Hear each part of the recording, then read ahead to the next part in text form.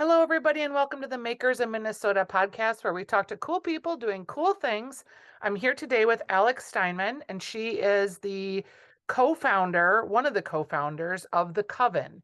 And the Coven started out as a co working space. And I have to just say, while it is a co working space, I feel like it's really almost like a movement. It's a community. It is one of the more unique co-working spaces, I feel like, in the Twin Cities because it offers so much more. Welcome to the program, Alex. Wow, thanks for having me, Stephanie. What a great introduction. Oh, I have explored the Coven and was all set to join because you were in Minneapolis first, and then you opened in St. Paul in my neighborhood. And then COVID happened and it was like shut down. And then I moved. So now I'm in the western suburbs and I don't have a Coven near me, but you are opening another one over on Lake Street, it sounds like, right? We are on East Lake, kind of in partnership with the team at Dogwood Coffee Company. They'll be opening up the Coven in the building next to their coffee shop. And it'll be all designated desks and private offices. So a little bit of a different concept, a little bit smaller, but we're really excited to be partnering with other entrepreneurs who love the community as much as we do and are just such incredible supporters. So excited to be there. But maybe there will be a Western suburbs Coven soon. You never know. I hope so. So, can you tell me a little bit about your original vision and maybe that's changed or expanded upon since the whole coronavirus pandemic that is 3 years ago Oh, now? wow. Yeah, it's funny to say 3 years. It seems like the life has really blinked by.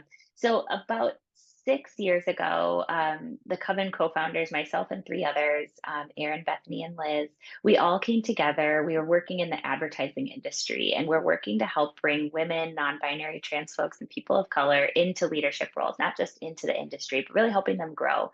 And what we found was while folks were really excited about the idea of, DEI practices, which were like, that buzzword was relatively new, that at that time, Yep. there wasn't a ton of investment in the work, meaning like actual dollars to make that shift happen. And so we just decided that what would it be like if we created the world in which we know that we deserve to live, work, and learn in? And what would it be like if we created that space? And so we really came up with the concept of the co-working community, which co-working was relatively new then. And pre-pandemic, if you remember, everybody was still going into the office if they had an office job. And so we were really catering to entrepreneurs and freelancers, folks who we worked with, right, in the advertising industry, lots of freelancers, lots of creatives. And it became a space for folks to really step into their economic power. That's really been kind of at the core of our mission, is helping people learn and grow. So we offer programming and events, live and now virtual, just so much kind of in the sense of how do you create a space that folks feel a sense of physical and psychological safety so that they can step into a risky, launch a business or grow into leadership. I think our membership has evolved a lot in the last 6 years, 5 years that we've been around because of the way that the pandemic has shifted the way that we work, right? So we have a lot of people who are actually half of our members have an employer. And so, we're now talking to folks who work at Target and Best Buy Right. and small nonprofits and those types of things. So it's an exciting shift. We've actually seen a huge increase in team membership. So small to mid-sized companies that want to provide their employees with access to kind of a third space for them to work in, or they're getting rid of their traditional leases and are now kind of looking for that flex environment so people don't have to be stuck in their homes if they don't want to be. I think the future is choice for the future of work, and so giving people options has been amazing. But like you said, and COVID like really rocked the co-working world. I mean, if you look at the number of co-working spaces that there were pre-pandemic and then what came out of it 3 years later, I mean, there's a much smaller group of co-working spaces even available. Even though the demand remains really high, it just took a lot to keep these things in business when we were closed for a handful of, Yep. or operating at limited capacity for a couple of years. But within 24 hours of closing our physical spaces in December, or I'm sorry, in March of 2020, we turned around a digital community because we knew that people needed to stay connected and together. So we launched on-demand programming, we launched happy hours, we launched coffees in the morning, we launched, how to work with the SBA to get your PPP loans, like all of those types of things to really support entrepreneurs and leaders when we were in deep isolation. We doubled our membership during the pandemic, which is amazing for Yeah, being a physical workspace. Uh, absolutely. but things have changed. It's been a wild, wild couple of years. And you, I want to be careful how I say this because as more, I want to say like the freelance community is a big community. There's 122,000 of us just in the Minnesota area, I think is the last number I heard. But as that shifts from freelance creative side to sort of more middle of the road corporate America needing workspace environments, Mhm. how does that change the mission of your empowerment and your diversity and inclusion initiatives, or doesn't it? I don't think it does. I mean, ever since the beginning, we've all been about whether you have an employer or not, we want you to be able to ask for what you need, step into a leadership role, lead with equity at the core. Like all of those types of things are relevant to both leaders and, mid-level managers and new to industry type folks, as well as entrepreneurs. And so we've always tried to find a little bit of a balance of how do you help folks either step into a new career with an employer, or launch something that's their own. Not everybody wants to be an entrepreneur or a freelancer, Yeah. especially in this market. People want stability, so being able to cater to both has been helpful. And I think a lot of our programming speaks to both the entrepreneur and the aspiring leader. I think this whole time frame of COVID and the murder of George Floyd and what we've learned coming out of it, what I personally took away from it, or one of the things, I was really uncomfortable with white privilege for a long time because I Mhm. didn't fully understand what it actually meant.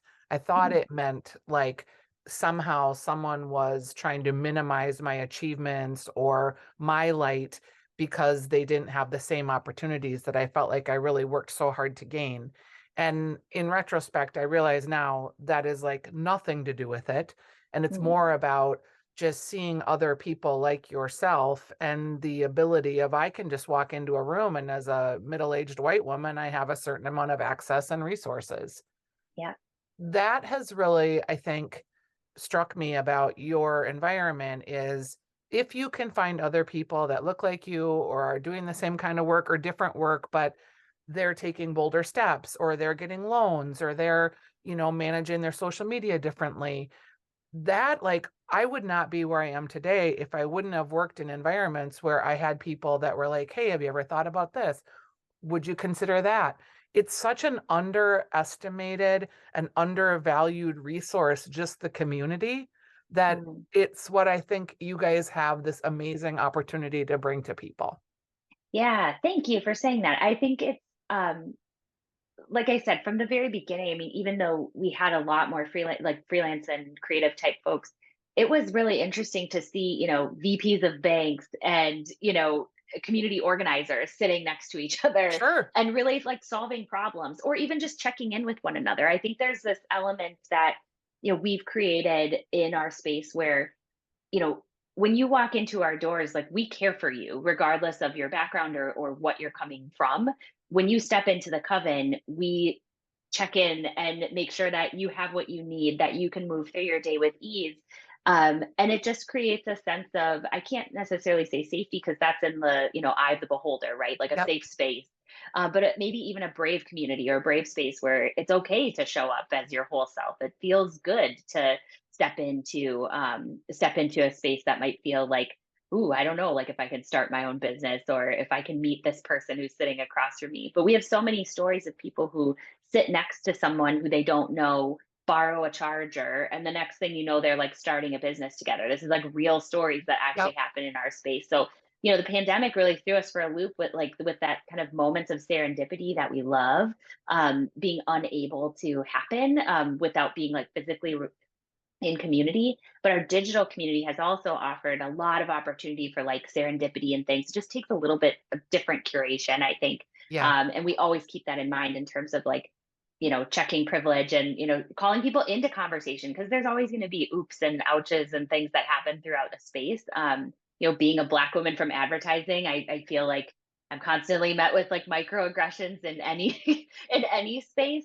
But I think what's unique about our community is we really work hard to give people the power to have agency and say, hey, that doesn't work for me, or for someone to say, hey, I don't understand, can you help me understand, or come to our staff and our our community leaders and say, hey, like, how can I do better, or hey, this happened, can we address it? And I think there's a lot of trust built there in our community. Yeah, because it is, I'll be just vulnerable here and say, I've had a lot of conversation with my friends of color, and they're like, it's not our job to like Hmm. continually educate you, Stephanie, and the white group about, how to be a good community ally. But at the same time, I think there is this interest from people that they do want to do better. They do want to be a better partner, offer more opportunities, maybe expand their circles. And there's Hmm. just really like you're worried about offending someone. You're worried about like saying the wrong thing. So I do think that community space, if it's free on both sides and like you can really have honest dialogue, that's how change happens. That's how you Hmm. move past being embarrassed to say the wrong thing, someone look at you and go, hey, do you realize that's the wrong thing? And here's why. And then you learn and you can share that with other people in your groups and your communities too. Yeah. Yeah. And I think it helps too to have, we have a lot of white folks who are members who check each other, Yeah, and so like, and I think that's for like sure. relying on your own communities to say like, hey, like we're going to try to do better together in this sense, so that we're not constantly relying on Black and brown folks to do Yep. that kind of emotional labor. So it's an exciting, I think, interesting time to be in community. I think the last handful of years has really help, like, shown people like step up and be better allies, but also give space to Black and brown people who are tired and who Yeah. want, a little bit of distance, a little bit of space. And I think our community provides both, both in our digital and our physical spaces. Yeah. I had a interesting conversation about this sort of idea with my 91-year-old mother-in-law about gender. Mm, Because she's trying to figure out, how do I deal with all these pronouns? And I don't want to offend someone. And what's the right thing? And in our day, we didn't have all this. So we had a really good, I think, conversation about, how things change. But again, it all comes back to, are you coming at it from a place of authenticity? And do you support that community that you're in? I mhm. just I think work really gives you a lot of mores about life and social Yeah. culture and things that like my 24-year-old daughter who's never been in a work environment because of COVID, she has like her ideas about stuff, but I can't wait for her to actually get into an office and like have to work next to people. And, Yeah. I think there's so much of that that's been underestimated the value of that. I think there's something really unique about a space that allows you to be seen and heard and valued. And that really comes from, when you walk in, like the first person Yep. that you meet when you walk in, who is like our community engagement managers. And I think setting the tone for what this community is all about, and how to feel seen yourself and help other people feel seen. I think that kind of mutual understanding is like required in our community, but certainly is being kind of challenged in corporate environments or in Yeah. offices as people start to navigate like, what is it like to create community in my corporate office?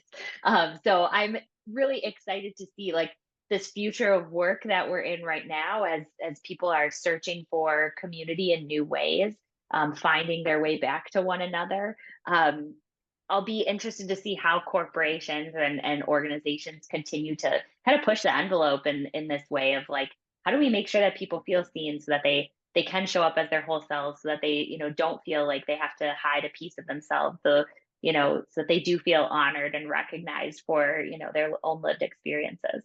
As you move forward in your own expansion, what do you find that you guys need now? Oh, that's a good question. Franchising and community ownership is really all about finding people who are connected to their communities. So we love the Twin Cities, we love Minneapolis and St. Paul and Minnesota as a whole. We were one of like the leading co-working spaces in the middle of COVID, helping people navigate, where do we find PPE and like all of those types of things. So we love this community so much. And what we want to do is find other people who love their communities just as much and allow them to have some power to create their community space. It'll be a coven, it'll look and feel like a coven, but it'll also look and feel like that community that they're in. It'll have artists featured there from people in that area. Their members will like fuel really what that space looks and feels like. So, when we're looking for those types of folks who want to lead their own communities, that's really what we need right now, our community owners. And when Dan and Angie Anderson from Dogwood Coffee Company reached out and said, "Hey, we've got this building. Are you interested in opening a coven here?" I mean, our natural response was like, that makes total sense, and you all should run it because you know that community so well based on where you've operated your business. And so we're kind of in that on that hunt for who's the next community owner, and we're focused on underdog markets really similar to the Twin Cities, so middle and southern parts of the country. We know that there's a lot of pent up demand for inclusive environments for people to work and learn in, and we know the cost of doing business is much more affordable in the Midwest than it is on the coast. And so we're really trying to like navigate a little bit of where do these communities make sense from like a financial perspective, obviously, but then also like who are the right people in those areas. We're not trying to open Taco Bells here. We're really trying to open like community centered spaces, which require a really special kind of person to run it. So as you expand in a franchise model, it sounds like, is other states on the docket? And Absolutely. Yeah. So yeah, we're looking in places like North Carolina, South Carolina. We love Michigan, Illinois, right. places that are really akin, Nashville in Tennessee, places that are really akin to the Twin Cities. That's exciting because I don't know, my brother lives in South Carolina and I hear a lot of all the horrible things coming out of South Carolina and Mm. Tennessee and Georgia and some of these places that they're really struggling with trying to, not slide backwards in a equality fashion. And so it's exciting to think about some of the more positive things that can happen in some of those environments. Yeah, well, it's fascinating that all, those types of like discriminatory bills are being passed in these states where there's like an influx of people from, more, I would say more liberal areas And or, progressive, yeah. coastal cities, more progressive states. Like they're all coming into those states. It's bizarre. I think, the scales will tip the other direction, I think at some point, but it is really fascinating. And, it's disheartening to see that Yeah. type of like aggression coming out of state bills. Also, too, just it kind of underscores for me how disconnected at times the body politic is from the politics and the legislators. Absolutely. It doesn't feel Absolutely. like, we're moving in lockstep and representative of what the people want in a lot of Mhm. instances. But I guess that's why I'm not a politician, right? It's exhausting. Right. Alex, I'm really excited to talk to you. I've been a fan of your model. I think, you guys got a hard lesson early on with the COVID environment. And I was in awe of how fast you pivoted and how inclusive you Yep. were still for your community. And you guys are amazing. So congratulations on the Thank you new so much, Stephanie. launch, East Lake Street. And when you get to the western suburbs, just knock on my proverbial social media door and be like, "Hey girl, we're here now." Will do. All Can't right. Thanks, wait. Alex. Okay. Thanks so Bye-bye. much.